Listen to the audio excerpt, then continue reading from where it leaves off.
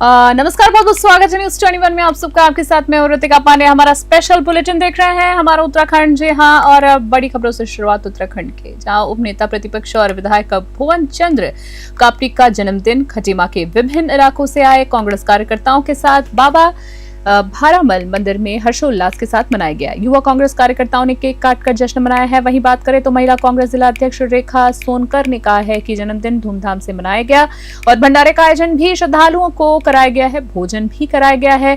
पूर्व सैनिक संगठन के पूर्व अध्यक्ष कुंवर सिंह ने खनका, जी हाँ, कुंवर सिंह खनका ने 45वें जन्मदिवस की शुभकामनाएं दी और विधायक के बीते कार्यों को याद भी किया है। विधायक भुवन कापटी ने कहा है कि बाबा भारामल मंदिर खटीमा क्षेत्र में प्रसिद्ध हैं और साथ में, जी हाँ, साल में 2 बार बड़े भंडारे यहाँ होते हैं जिनमें दूर दराज से श्रद्धालु भी आते हैं। जन्मदिवस की बात करें तो विधायक की माता ने उनकी कुशलता की कामना की है। वहीं पर कार्यकर्ताओं ने फलों का वितरण किया है। विधायक की दीर्घायु और यश कीर्ति की कामना भी की। खटीमा से अशोक सरकार की विशेष रिपोर्ट देख रहे हैं आप। भारामल बाबा की खटीमा में पूरी कृपा है और बहुत आस्था का प्रतीक है। हमारे पूरे क्षेत्र के लोग साल में लगभग 2 तो हर वर्ष यहाँ पर बड़े भंडारे होते हैं, जिसमें सारे लोग पूरे खटीमा, टनकपुर, बनबसा, सितारगंज, नानमता के लोग इसमें खुद आकर सहयोग करते हैं और ये आस्था का प्रतीक है। बहुत ही पौराणिक ये जगह है। तो आज जो है हम लोगों ने यहाँ भंडारा किया और पूरे क्षेत्र के लोगों को हमने कहा कि भाई क्षेत्र की सुख समृद्धि और तरक्की के लिए हम यहाँ बाबा से प्रार्थना करें, कामना पूरी करें। मैं चाहूंगी कि जो हमारे माननीय विधायक भुवन कापड़ी जी हैं, बहुत ही सरल स्वभाव के व्यक्ति हैं और साधारण जीवन जीना उनका एक जो व्यक्तित्व पहचान है वो साधारण जीवन है। तो उन्होंने विवाह भी अपना इसी तरह मंदिर में किया था और तब से आज तक वो भारामल में और धार्मिक स्थलों पे, क्योंकि एक तो धार्मिक प्रवृत्ति के भी है वो, और धार्मिक स्थलों पर जहाँ पर आम जनता भी आ जाए, क्योंकि होटलों में तो बड़े बड़े वीआईपी ही जा पाएंगे, और इस जगह पर, इस धार्मिक स्थल पर हमारी जनता भी आएगी और भी जो धार्मिक प्रवृत्ति के लोग हैं वो भी आएंगे और आने जाने का साधन भी है यहाँ पर, क्योंकि होटलों में भैया ये सब नहीं हो पाता है। इसलिए यहाँ पर हम लोग सभी लोग एक साधारण सी जन्मदिन, एक बड़े व्यक्तित्व की साधारण सा जन्मदिन वो मनाते हैं और उनमें कोई ऊंच नीच भेदभाव नहीं है, इसलिए वो हर साल एक साधारण तरीके से जन्मदिन मनाते हैं। रेखा सोनकर नेता है उत्तराखंड के, जिन्होंने विधायक बनने से पहले कई कुछ घर बनाए और आज मंदिर में ये हवन के साथ जन्मदिन मना रहे हैं और खिचड़ी का यहाँ प्रोग्राम है और शुद्ध भोजन यहाँ पर दिया जा रहा है लोगों को। 45वें जन्मदिन की इनको बहुत बहुत बधाई दे रहा हूँ। ये आने वाले समय में हमारे कांग्रेस के एक बहुत बड़े ओहदेदार नेता बनेंगे, ये मुझे पूर्ण आशा है। और भारामल बाबा इनको आशीर्वाद देते रहे, क्योंकि शादी में भी इन्होंने पार्टी नहीं की, शादी में भी इन्होंने किसी का मकान बनाया, उस पैसे से जो पैसा शादी में खर्च होना था वो बग्गा में कई लोगों के मकान आग लगे तो उन मकानों को बनाने में इन्होंने वो पैसा लगाया, न कि शादी में किसी को पार्टी दी। धन्यवाद। और अगली खबर देख रहे हैं, जहां मुख्यमंत्री पुष्कर सिंह धामी की अध्यक्षता में उत्तराखंड सचिवालय में मंगलवार को कैबिनेट बैठक शुरू हो गई है। बैठक में कैबिनेट मंत्री धन सिंह रावत, सुबोध उनियाल, गणेश जोशी और सौरभ बहुगुणा और रेखा आर्या मौजूद हैं। सूत्रों के अनुसार बैठक में उपनल कर्मचारियों के नियमितीकरण पर एक महत्वपूर्ण निर्णय लिया गया है। इसके साथ ही चारा नीति के अंतर्गत साइलेज नीति में संशोधन की भावना और संभावना भी जताई जा रही है। इसके अलावा बैठक में स्वास्थ्य, शिक्षा, शहरी विकास सहित कई विभागों के प्रस्तावों पर चर्चा हो सकती है और माना जा रहा है कि कई नियमावलियों में संशोधन को भी मंजूरी मिल सकती है। देहरादून से मोनू राजपूत की विशेष रिपोर्ट।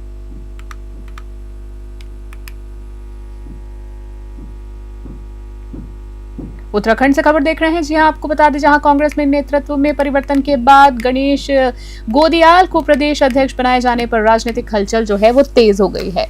इस नियुक्ति पर भाजपा प्रदेश अध्यक्ष महेंद्र भट्ट ने प्रतिक्रिया देते हुए उन्हें बधाइयां दी हैं। वहीं भट्ट ने कहा है कि वे उत्तराखंड के मुख्य विपक्षी दल को बधाई देते हैं कि देर से ही सही उन्होंने अपनी एक टीम बनाई है। उन्होंने आगे कहा है कि कांग्रेस की नई टीम में अगर हम बात करें, अधिकतर पुराने चेहरे शामिल हैं। वहीं टीम में सब इसमें पुराने लोग हैं। गणेश गोदियाल पहले भी अध्यक्ष रह चुके हैं, प्रीतम सिंह भी पहले प्रदेश अध्यक्ष रह चुके हैं। वहीं हमारे लिए कोई नया चेहरा नहीं है। हालांकि बात करें तो भट्ट ने यह भी कहा है कि इस बार हरक सिंह रावत की वापसी के कारण कांग्रेस के अंदर कुछ हलचल जरूर देखने को मिलेगी। देहरादून से मोनू राजपूत की रिपोर्ट। मैं उत्तराखंड के मुख्य विपक्षी दल को बधाई देता हूं। देर से ही सही उन्होंने अपनी एक टीम बनाई है। टीम में वो सब पुराने लोग हैं, पहले भी अध्यक्ष रहे हैं, चुनाव के पहले अध्यक्ष थे। ऐसी है प्रीतम जी भी अध्यक्ष रहे, हमारे लिए कोई नया चेहरा है नहीं। हाँ, हरक सिंह जी थोड़ा कांग्रेस में इस बार आए हैं तो उसकी हलचल जरूर कांग्रेस के अंदर दिखाई देगी। तीर लगा है और जो ये तीर लगा है ये कांग्रेस के किन लोगों पे लगा, हम सब लोग उससे विज्ञ है।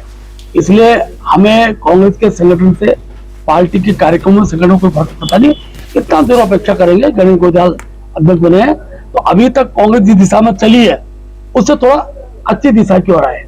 केंद्र सरकार विकास कार्यों की सराहना होनी चाहिए और अच्छे कामों का विरोध करने का जो सिलसिला कांग्रेस के अंदर अभी तक बना रहा उससे थोड़ा मुझे उम्मीद है कि कुछ ब्रेक लगेगा।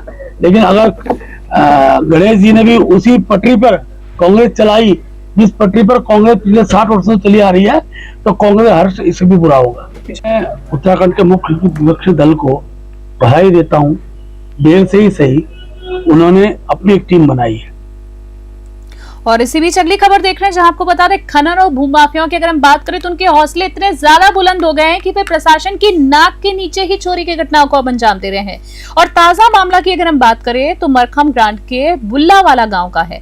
जी हां, जहां सुसवा नदी पुल से करीब 300 मीटर अंदर भूमि कटाव को रोकने के लिए बनाए गए मिट्टी के पुस्ते को अज्ञातों ने खोल दिया है। वही बात करें आगे खबर में, जहां अनुमान के अनुसार लगभग 100 मीटर क्षेत्र में मिट्टी और खनन सामग्री ट्रैक्टर ट्रॉली में भरकर ले जाई गई। घटना की जानकारी मिलने के बाद ग्राम प्रधान परमिंदर सिंह ने मौके पर पहुंचकर उप जिलाधिकारी को शिकायत दी और दोषियों पर कड़ी से कड़ी कार्रवाई करने की मांग की है। स्थानीय लोगों ने बताया है कि क्षेत्र में लंबे समय से खनन माफिया सक्रिय हैं, जो बिना किसी डर के अवैध खनन कर रहे हैं और फिलहाल प्रशासन ने जांच शुरू कर दी है।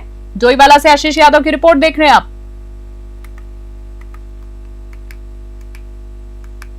ये जो सुसवा नदी की सुरक्षा हेतु काफी समय पूर्व में पुस्ता बनाया गया था।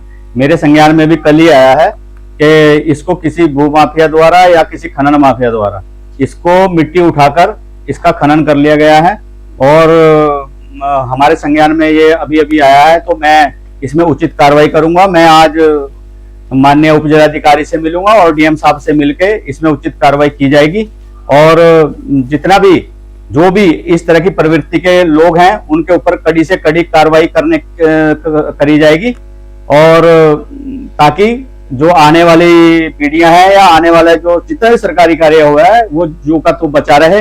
और ये पुस्ता तो बहुत ही उपयोगी था क्योंकि यह सुसवा नदी की सुरक्षा हेतु पूर्व में बनाया गया था। इस पुस्ता बनने से सैकड़ों बीघा भूमि आज भूमि कटाव से बची हुई थी। देखिए, अगर और भी ऐसे प्रकरण मेरे सामने आएंगे तो मैं इसमें कड़ी से कड़ी कार्रवाई करूंगा। डीएम साहब से मिलकर इन पे कड़ी कार्रवाई करवाई जाएगी, तभी यह बचाव, इन चीजों का तभी बचाव हो सकेगा।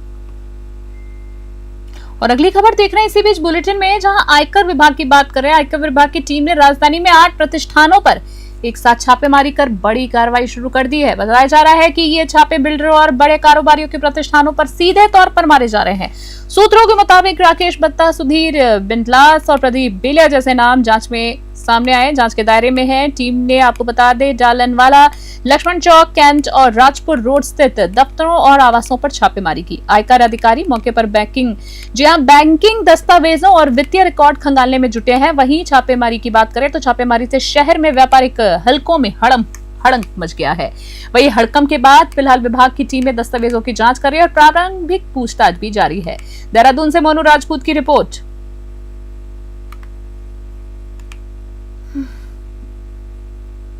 ऊंचापुल क्षेत्र में पत्रकार दीपक अधिकारी पर जानलेवा हमला हुआ है। जी आपको बता दें, जिससे पूरे क्षेत्र में हड़कंप मच गया है। पत्रकार दीपक अधिकारी नहर किनारे चल रहे अवैध निर्माण की कवरेज कर रहे थे, तभी चौहान बिल्डर से जुड़े 2 बदमाश हथियार लेकर पहुंचे और उन पर बेरहमी से हमला कर दिया है। आपको बता दें, हमलावरों ने पत्रकार को अधमरा करीब 20 फीट गहरे गड्ढे में फेंक दिया। स्थानीय लोगों की मदद से घायल पत्रकार को अस्पताल पहुंचाया गया है, जहां उनका इलाज जारी है। वहीं घटना के बाद डीएम नैनीताल ललित मोहन रयाल और कुमाऊं कमिश्नर दीपक रावत ने मामले का संज्ञान लिया है। आज सुबह प्रशासन और नगर निगम की संयुक्त टीम ने मौके पर पहुंचकर अवैध निर्माण को जेसीबी मशीन से ध्वस्त कर दिया। अब फिलहाल पुलिस ने आरोपियों की तलाश तेज कर दी और मामले की जांच जारी। हल्द्वानी से विनोद कुमार की रिपोर्ट।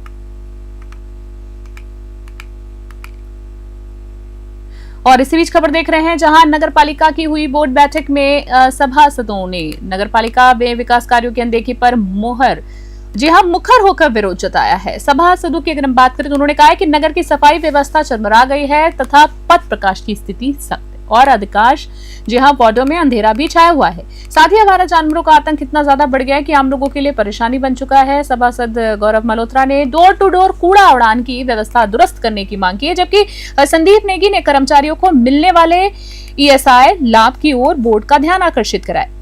बैठक की तो बैठक में सभी प्रस्तावों को सर्वसम्मति से पारित किया गया है, जिनमें मुख्य रूप से सफाई व्यवस्था सुधार, पथ प्रकाश की स्थिति दुरुस्त करने के सुझाव शामिल है। डोईवाला से आशीष यादव की रिपोर्ट। तो इसी में निकल गया कि पुराने कार्य की पुष्टि होने में, तो ये बेहद गंभीर मुद्दा था। समस्त सभासदों ने ये विरोध जताया कि जो पुराने उनके द्वारा दिए गए विकास कार्य थे उस पर कार्य पूर्ण रूप से नहीं हो पाया।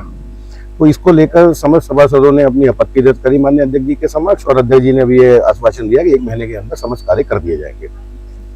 कर्मचारियों के संबंध में बोर्ड बिल्कुल सुनिश्चित कर्मचारियों के अपने साथ है, और कर्मचारियों की जो स्थिति है उनके साथ जो ठेकेदार द्वारा शोषण किया जा रहा है उनको किसी प्रकार से कोई छुट्टी ना देना, तो वो एक गंभीर मुद्दा है। इस मामले में माननीय सदन में ये वार्तालाप चल रही है और हम सब समस्त सभासद और ये पूरा बोर्ड कर्मचारियों के साथ है। डोर टू डोर की एक इतनी गंभीर समस्या है क्योंकि हमारे पास लगभग 100-125 कर्मचारी हैं पर्यावरण में, जिसमें से अधिकांश कर्मचारी जो, क्योंकि नगर पालिका का टेंडर प्रक्रिया में भी डोर टू डोर वाला जो संचालन हो रहा है नगर पालिका खुद कर रही है। जैसे आज ना बैठक हुई है, तो उस बैठक में सबसे पहले तो हमने ये मुद्दा रखा है कि बैठक को जो है 1 साल में 2 नहीं करानी है, हर 2 महीने में इस बैठक रखनी है, जिससे हमें पता चल सके कि हमने जो प्रस्ताव दिए है उन 2 महीने के अंदर अंदर जो है हमारे प्रस्ताव पे क्या विचार हुए हैं, उस विचार हो रहे हैं वो या नहीं हो रहे हैं, तो हमें कम से कम पता चलेगा। अब 6 महीने में एक बैठक हो रही है, हमें मालूम ही नहीं हो रहा। जो हमारे पहले प्रस्ताव जो हमने दे रखे थे, आज भी वही प्रस्ताव हमारे दोबारा से एजेंडे में डाल दिए गए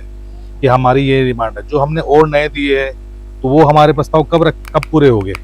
तो हर 2 महीने बाद एक मीटिंग रखनी है, जिसमें कहाँ तक आगे पहुंचा है।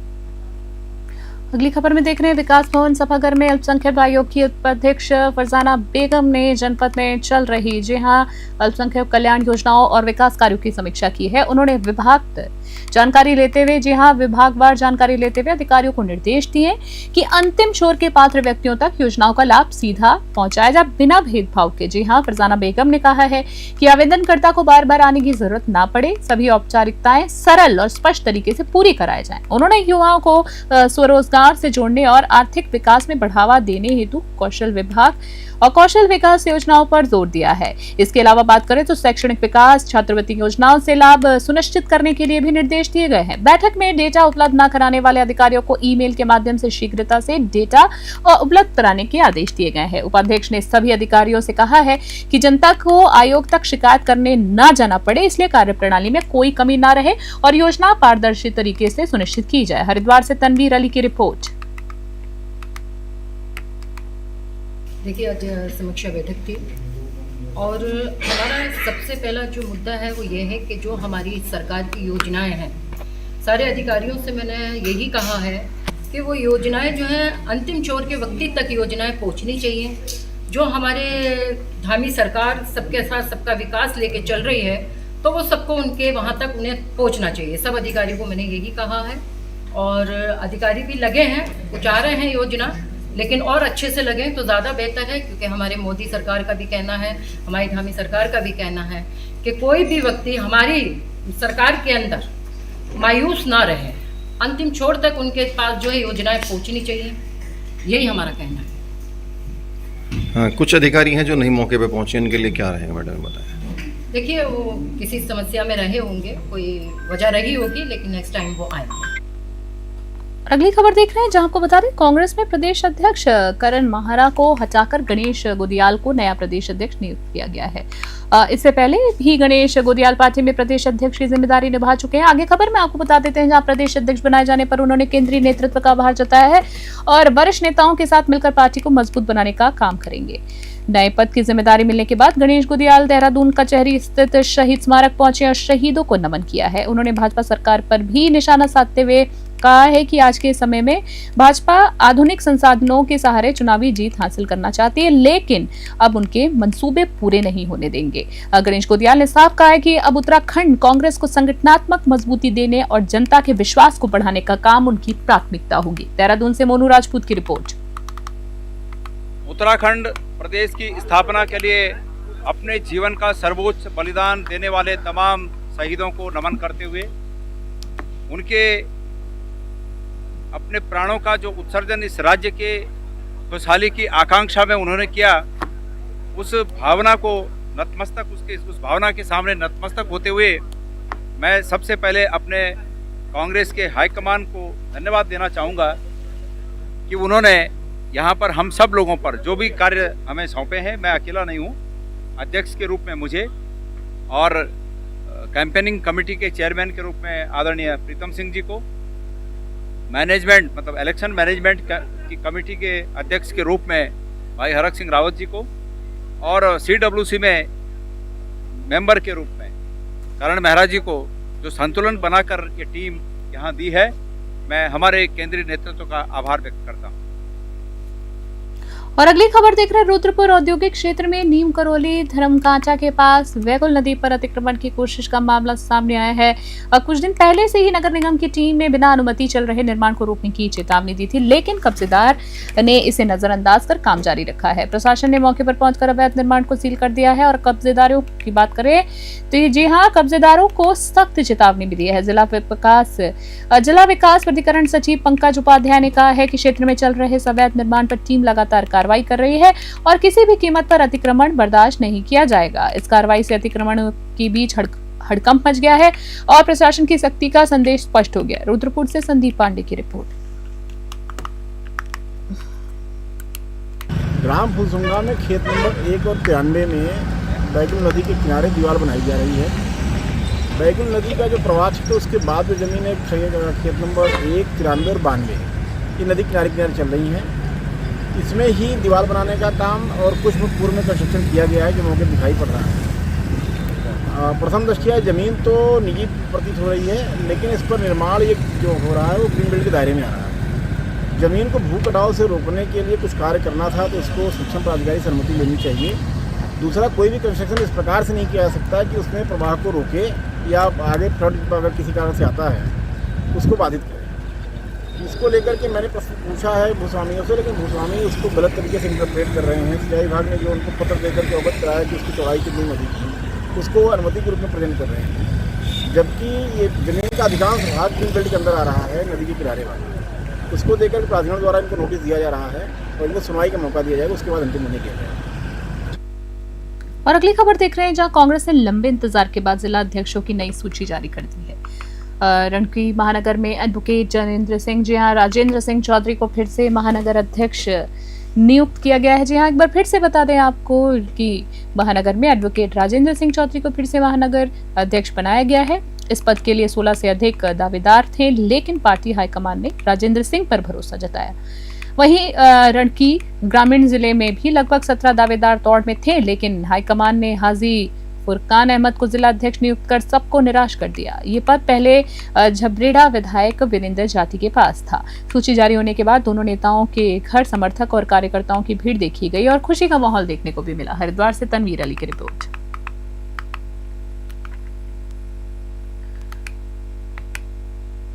कार्य प्रणाली ठीक होगी, जो भी हाईकमान ने फैसला लिया उसे हम सब मिलकर, हमारे साथी मजबूत है, हमारी भगवानपुर से हमारी विधायक ममता राकेश जी, हमारे झबरेड़ा के विधायक हमारे साथी वीरेंद्र जाति जी और हमारे राष्ट्रीय सचिव काजी निजामुद्दीन जी और खानपुर सभी मिलकर हम इसे बाखूबी संगठन को मजबूत करें, क्योंकि हमारा सबका फर्ज है कि हम संगठन को मजबूत करें और आने वाली 2027 का चुनाव हमारे सर पर है।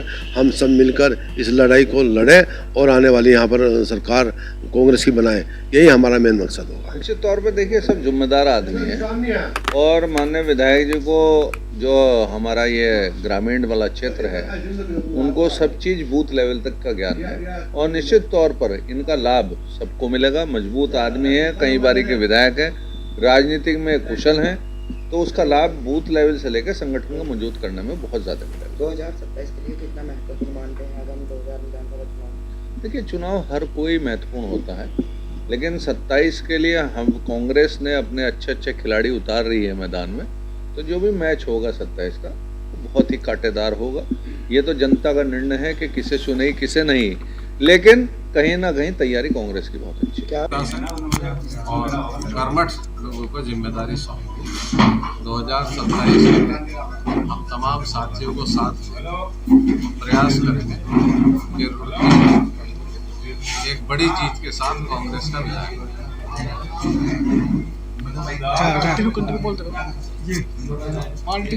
2027 के चुनाव को लेकर किस तरह से रणनीति बनाने वाले हैं?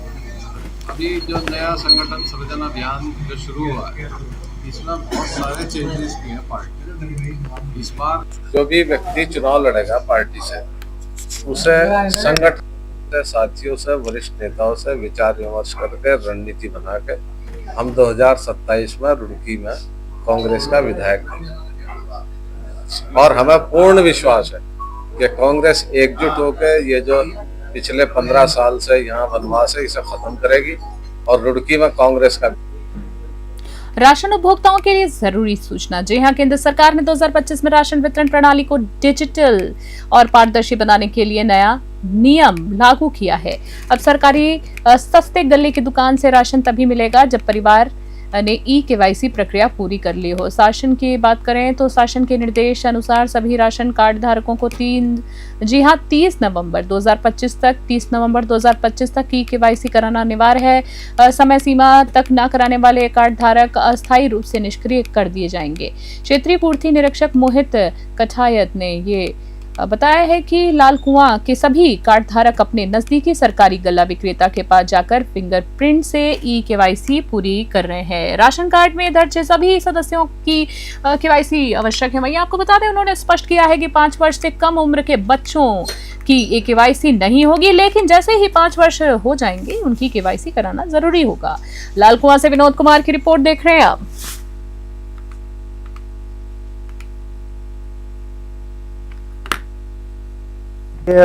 भारत सरकार के निर्देशानुसार समस्त विभागों में लाभार्थियों का सत्यापन किया जाना है, जिसलिए जो है भारत सरकार द्वारा समस्त राशन कार्ड धारकों के कार्ड धारक और यूनिट जितने उस राशन कार्ड में यूनिटें हैं उनकी ई-केवाईसी कराना अनिवार्य कर दिया गया है, जिसकी अंतिम तिथि 30 नवंबर है।